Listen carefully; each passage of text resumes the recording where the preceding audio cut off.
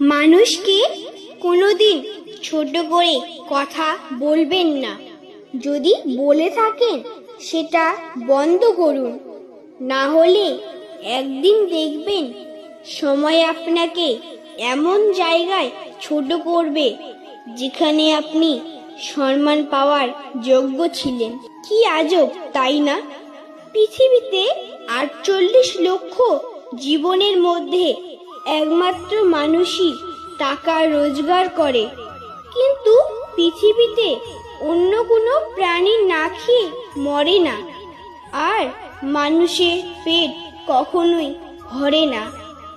এই পৃথিবীতে প্রচুর অভাব, কারো শিক্ষার, কারো ভালোবাসার, কারো ভাতের, আবার কারো মানুষত্বের।